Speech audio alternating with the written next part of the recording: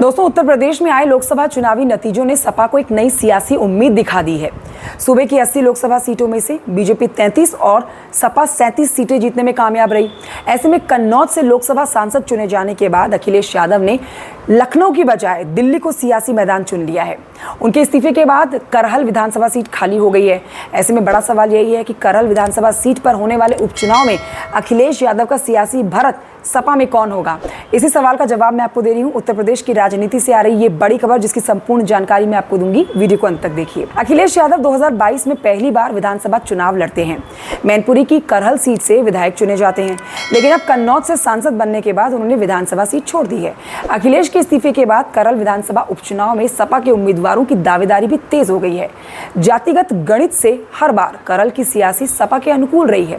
अब इसी के चलते ही अखिलेश यादव ने 2022 में अपने लिए ये सीट चुनी थी और अब उनके बाद करहल उपचुनाव के लिए सपा उम्मीदवार कौन होगा, इसको लेकर कयास लगाए जाने तेज हो गए हैं। अब यादव बहुल है करहल विधानसभा सीट, ये सबसे बड़ी बात है। इस पर आप ये जान लीजिए कि मैनपुरी जिले की करहल विधानसभा सीट जो यादव बहुल है, यहाँ सर्वाधिक 1.25 लाख यादव मतदाता हैं। ऐसे में यहाँ सपा हमेशा जातिगत कार्ड ही खेलती रही है। यादव उम्मीदवार को करहल के सियासी मैदान में उतार कर सपा यहाँ जीत हासिल करती रही है। ऐसे में एक बात साफ तौर पर तय है कि अखिलेश यादव अपनी जगह किसी न किसी यादव समुदाय के नेता को ही करहल सीट से प्रत्याशी बनाने का दांव चलेंगे। करहल उपचुनाव के लिए सपा उम्मीदवारी के लिए रेस में कई नाम शामिल हैं। देखिए, सपा प्रमुख अखिलेश यादव ने अपने सियासी इतिहास में 3 बार लोकसभा सीट से इस्तीफा दिया है और इस बार विधानसभा सीट छोड़ी है। साल 2000 में अखिलेश ने कन्नौज लोकसभा सीट पर उपचुनाव के जरिए अपनी सियासी सफर की शुरुआत की थी। 2009 में कन्नौज और फिरोजाबाद 2 लोकसभा सीट से अखिलेश यादव ने चुनाव लड़ा था और दोनों ही सीटों पर सफल रहे थे, जीत हासिल हुई थी। इसके बाद उन्होंने फिरोजाबाद सीट छोड़ दी थी, जहां से डिंपल यादव उपचुनाव लड़ी थी। कांग्रेस के राज बब्बर से डिंपल यादव उपचुनाव हार गई थी। अखिलेश यादव ने 2012 में यूपी के मुख्यमंत्री बनने के बाद कन्नौज लोकसभा सीट से इस्तीफा दे दिया था, जिसके बाद डिंपल यादव उपचुनाव में निर्विरोध निर्वाचित हुई थी। अखिलेश यादव ने तीसरी बार इस्तीफा 2022 के चुनाव के बाद आजमगढ़ लोकसभा सीट से दिया था।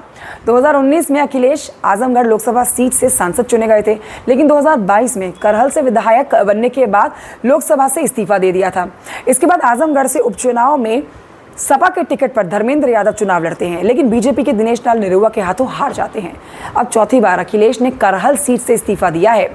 करहल का सियासी समीकरण जान लीजिए दोस्तों, बहुत जरूरी है आपके लिए जानना। करहल विधानसभा सीट पर करीब 3 लाख मतदाता हैं, जिनमें सबसे बड़ी आबादी जो है वो यादव समुदाय की है। 1.25 लाख के करीब यादव हैं और उनके बाद शाक्य समुदाय के वोटर 35,000 हैं। इसके बाद पाल और ठाकुर समुदाय के 30-30 हज़ार वोट हैं। दलित समुदाय के करीब 40,000 वोट हैं, तो मुस्लिम 20,000 हैं। ब्राह्मण 15,000, लोध और वैश्य 15,000 हैं। 2022 के विधानसभा चुनाव में करहल के सियासी समीकरण को देखते हुए बीजेपी ने केंद्रीय मंत्री एसपी सिंह बघेल को अखिलेश यादव के खिलाफ उतारा था। एसपी सिंह बघेल को 67,504 मतों से हार का सामना करना पड़ा था। अब इस सीट पर बसपा के उम्मीदवार कुलदीप नारायण को 15,701 मत मिले थे। अखिलेश ने 1,48,196 वोट हासिल करके जीत दर्ज की थी। करहल में दूसरे स्थान पर शाक्य के मतदाता आते हैं, जो कि आपको बताते हैं कि बघेल और क्षत्रिय तीसरे स्थान पर आते हैं। शाक्य और क्षत्रिय मतदाता हमेशा से ही भाजपा का कोर वोटर माना जाता रहा है, जबकि बघेल प्रत्याशी आने से बघेल मतदाताओं पर भी भाजपा की पकड़ बढ़ने की संभावना थी। इसके साथ ही आपको बताएं कि ब्राह्मण और लोधी मतदाताओं का समर्थन भी भाजपा जुटाने की कोशिश कर रही थी, लेकिन कामयाब नहीं रही। सपा 1993 से लगातार ये सीट जीतती आ रही है, लेकिन 2002 में बीजेपी के टिकट पर सोबरन यादव के उतरने के बाद मात मिली थी। हालांकि उनके बाद से ही सपा में शामिल हो जाने के बाद ये सीट फिर से सपा के पास चली जाती है, तो मतलब इस सीट पर पूरी तरह से सपा का ही कब्जा है और सपा का गढ़ कही जाती है। ये जानकारी कैसी लगी आपको दोस्तों, कमेंट करके जरूर बताइएगा। नमस्कार, मेरा नाम कंचन डोगरा नेगी है।